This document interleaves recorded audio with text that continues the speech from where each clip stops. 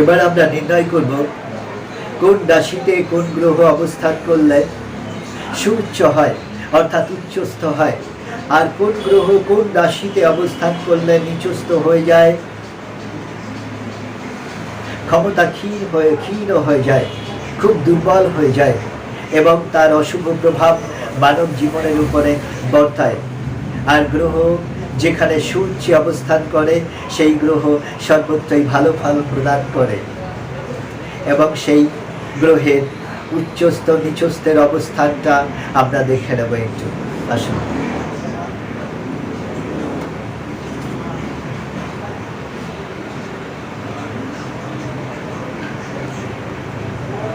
এই রবি আর চন্দ্রের, রবি এবং চন্দ্রের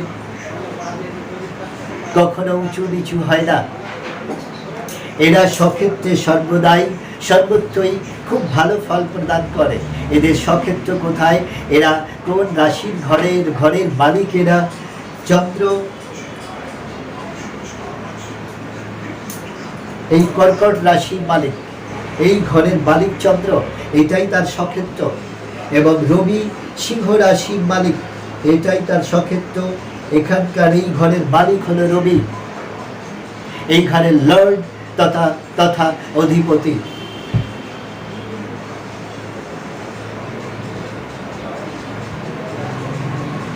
আর অন্যান্য গ্রহের উঁচু নিচু অর্থাৎ উচ্চস্থ এবং নিচস্থ অবস্থান আছে, দেখে নিন।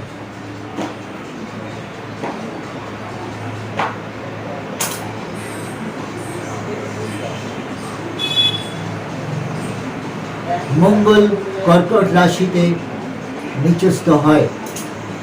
মঙ্গল কর্কট রাশিতে অবস্থান করলে নিচস্থ হয় অর্থাৎ অশুভ ফল প্রদান করে। এবং মঙ্গল যদি মকর রাশিতে অবস্থান করে তাহলে মঙ্গল সর্বত্রই শুভ ফল প্রদান করবে। পাশাপাশি বৃহস্পতি যদি কর্কট রাশিতে যদি অবস্থান করে তাহলে বৃহস্পতি সর্বত্রই শুভ ফল প্রদান করবে। এবং বৃহস্পতি যদি মকর রাশিতে যদি অবস্থান করে বৃহস্পতি, তাহলে বৃহস্পতি নিচস্থ হয়ে গেল, বৃহস্পতি নিচস্থ হয়ে গেল, বৃহস্পতি নিচস্থ হয়ে গেল। বৃহস্পতি এই মকরের ক্ষেত্রে সর্বত্রই অশুভ ফল প্রদান করে গেল। এবার বুধের উচ্চ ক্ষেত্র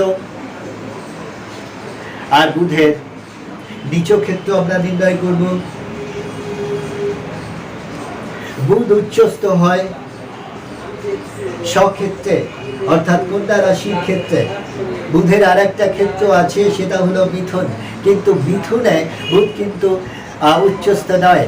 বুধ উচ্চস্থ কন্যা রাশির ঘরে, বুধ উচ্চস্থ কন্যা রাশির ঘরে।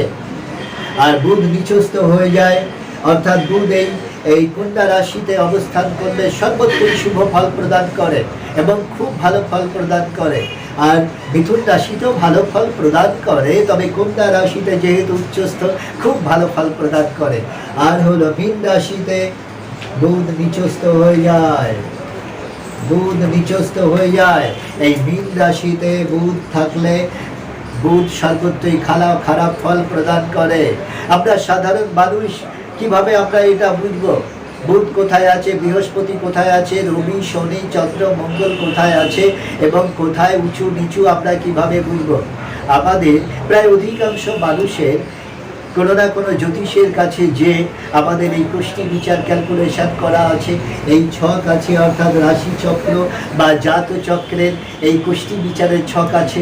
আমরা নিজেরা ধরুন জ্যোতিষশাস্ত্রের কলিতে কলম ভাঙা একজন মানুষ, আমি কিছুই বুঝি না, তবু তারপরেও আমার সামনে যখন আমি ছকটা তুলে ধরবো তখন আমার নিজের ছক আমি নিজেই বিচার করতে পারবো এবং দেখে নিতে পারবো এই গ্রহ আমার জীবনে কত মাত্রায় শুভ ফল দিচ্ছে বা অশুভ ফল দিচ্ছে, সেটা আমরা বুঝে নিতে পারবো।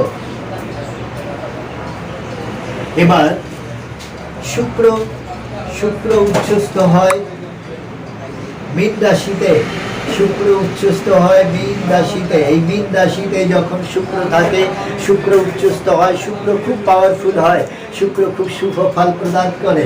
এবং কন্যা রাশিতে শুক্র নিচু ফল প্রদান করে, শুক্র ক্ষমতা ক্ষীণ হয়ে যায়, শুক্র দুর্বল হয়ে যায়। আর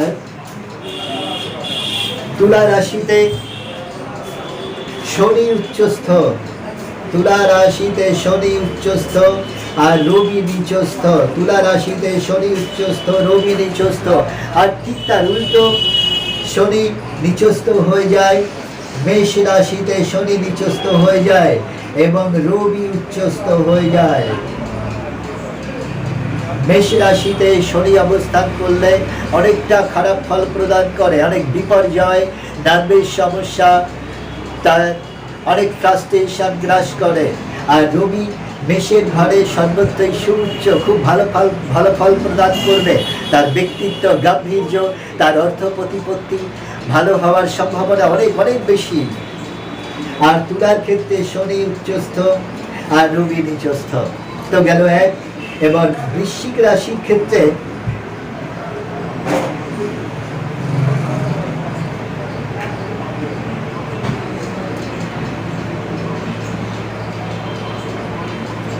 রাহু নিচস্থ,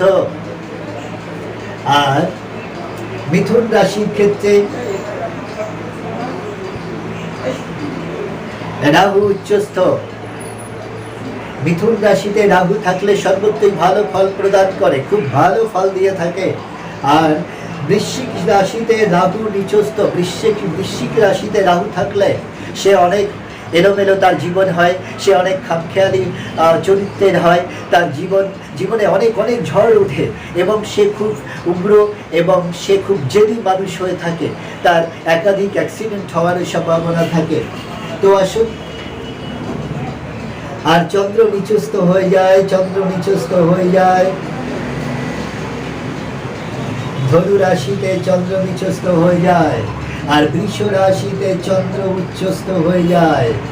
বৃষ রাশিতে যখন চন্দ্র অবস্থান করে তখন খুব ভালো ফল দিয়ে থাকে, আর ধনু রাশিতে যখন চন্দ্র থাকে তখন অনেক খারাপ ফল দিয়ে থাকে।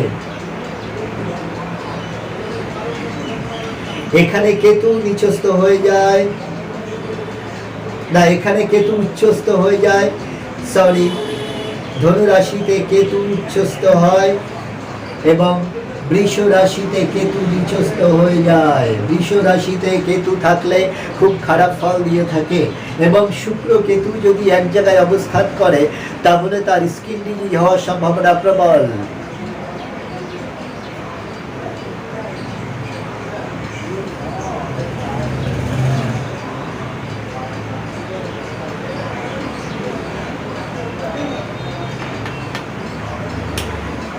তো এই গেল 12টা রাশির অবস্থান এবং 12টা রাশি কোন কোন গ্রহ কোন কোন ক্ষেত্রে তার নিজের ঘর এবং স্বক্ষেত্রে অবস্থান করে খুব শুভ ফল প্রদান করছে, এবং তার পাশাপাশি গ্রহদের নিজেদের ঘরে আচ্ছা কোন গ্রহ উচ্চস্থ এবং নিচস্থ হয়ে ফল প্রদান করছে।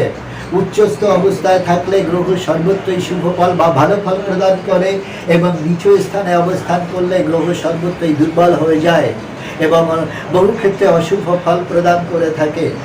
সম্মানীয় ভিউয়ার্স, আমাদের এই জ্যোতিষ জগৎ গবেষণা কেন্দ্রের অ্যাক্টিভিটি যদি আপনাদের ভেতরে একটু হলেও সাড়া জেগে থাকে, একটু হলেও ভালো লেগে থাকে, তাহলে আমাদের চ্যানেলের সাবস্ক্রাইব করে, শেয়ার করে, লাইক কমেন্টস করে আমাদের চ্যানেলকে এগিয়ে নিয়ে যেতে সাহায্য করুন এবং আমার পাশে থাকুন, এইটুকু প্রার্থনা।